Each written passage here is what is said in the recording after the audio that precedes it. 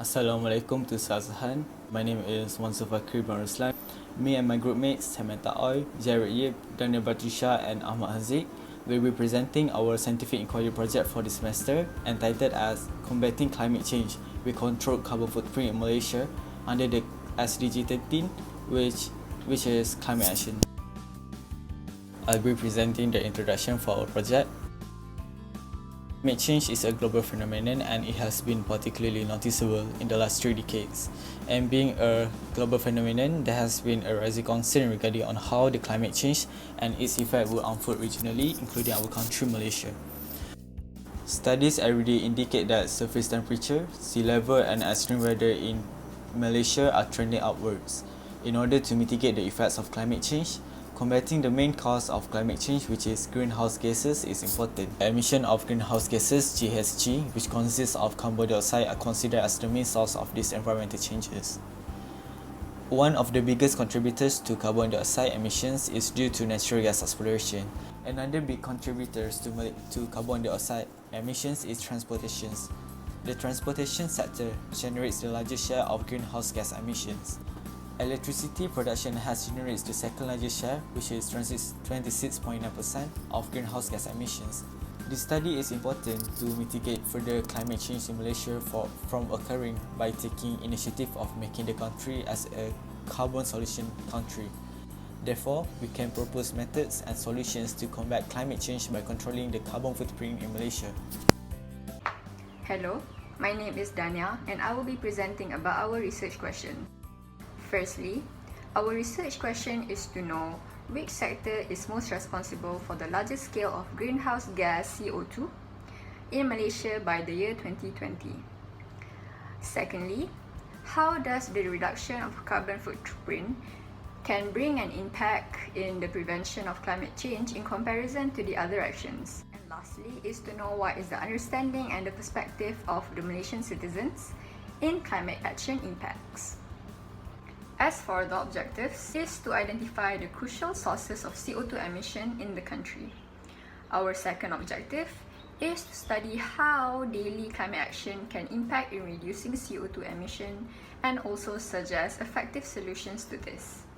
And our last objective is to address climate misinformation that is happening among Malaysian citizens and to also suggest effective solutions to this problem. As for our hypothesis, our first hypothesis is the biggest contributor of CO2 emission which leads to climate change since the study before is energy sector.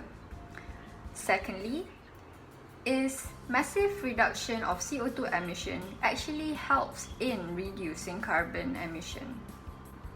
And our third hypothesis is the Malaysians realize the importance of climate action, but there is no measures in combating this problem. Hello, my name is Haziq and I'm going to present about the data collection for the report. The method that we use in order to collect the data for the report is actually through a survey in the Google form.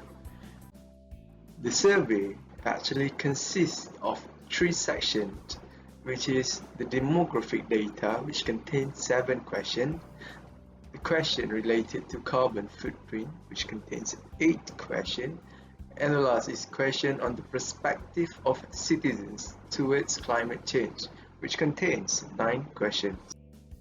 Next is about the participants.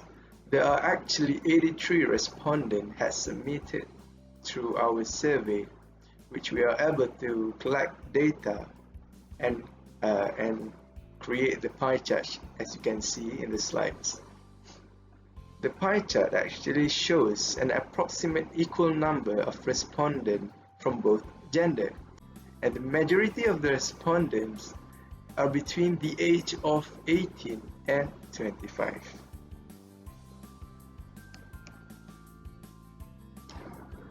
And the next is, there are about 91.3% of the respondents were the students of UTP, and the rest, which is 8.8%, are the staff, or we can call it lecturers.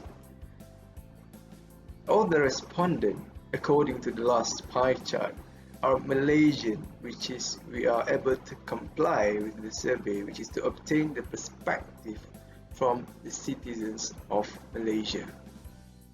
Hi, I'm Jared, and I'm going to present the survey discussion and data analysis on how well do you understand carbon footprint? From the survey, it is found that the respondents are doing daily activities which contribute to carbon dioxide emission. The most common activities are doing laundry, consumption of meat, and use of air conditioning, followed by less common activities such as driving, using plastic bag while shopping, and using water heater while showering. Activities which are less common includes leaving the lights, fans, or other electrical appliances unattended, wasting food, and using desktop instead of laptop. Most of the respondents are aware of these activities are contributing to carbon dioxide emission, whereas only a fraction does not understand it. This is further studied, and the results show very few respondents are not concerned and could be due to lack of awareness. Quite several respondents are neutral, where probably they are aware of this issue but does not act, and many of them are concerned, showing that they understand the importance and response to reduce their carbon footprints. Further research shows that the number of respondents who think their effort in controlling carbon footprint is impactful, relating to the involvement in carbon footprint reducing activities. Slightly less than half are optimistic on this, showing that they realize every individual is significant and are taking effort to reduce carbon footprint. On the other hand, those who are pessimistic on this feels that individual efforts are insignificant and are unconcerned on the carbon footprint. The activities that help climate change are also done by respondents. From the most often to the least are: turn off lights when not in use, buy energy efficient light bulbs, recycle, buy organic food, walk or cycle, plant trees, take part in a campaign about an environmental issue, and use public transport. This shows that most of the respondents are also doing their part for the environment by doing activities that reduce carbon dioxide. The predictions of respondents on the sector that contribute to carbon dioxide emission are fairly accurate as compared to actual data. From the biggest to the smallest are manufacturing, transportation, electricity, forestry, agriculture, oil and gas, and heat. Hi, I'm Samantha. I'll be explaining the third section of the survey. How well do you understand climate change? According to the pie chart shown, majority of the respondents agrees that climate action is affecting them personally. This is probably due to the increase of flood cases, haze level, and daily weather temperature that citizens are experiencing. On the other hand, a small quarter of respondents disagree. This is because they are not directly exposed to the impacts due to the comfortable lifestyle being protected and sheltered by technologies. When asked about the importance of combating climate change, many chose more than one answer for this multiple choice question. From the data collected, we have concluded that majority chose reducing global temperature as the most important reason, followed by pollution reduction, improvement of air quality, saving of flora and fauna, and lastly, improving health and well-being in general. Next, do you think controlling carbon dioxide emission is sufficient to combat climate change? Based on the chart shown, the number of respondents that agreed and disagreed are somewhat equal. Carbon dioxide may be the largest contributor that caused climate change, but solely targeting CO2 is not sufficient in overall picture. There are other harmful greenhouse gases and pollutions that are also causing global warming. Next, when asked on their opinions whether climate actions were taken seriously by the Malaysian authorities, 35 respondents disagree, probably due to being unaware of the actions taken, 26 remain neutral and is not sure, while 19 respondents are aware of the actions taken by the government in reducing climate change. As for the current issue, we had asked the opinions of the respondents to the reduction of greenhouse gases due to COVID-19. According to the United Nations website, global pandemic, COVID-19 may have reduced greenhouse gases up to 6% in 2020 globally.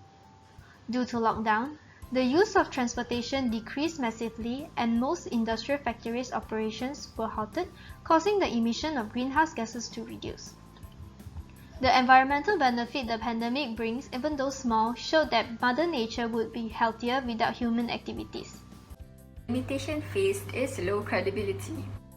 The study was only conducted on a relatively small community, which only consists of 73 UTP students and 7 lecturers.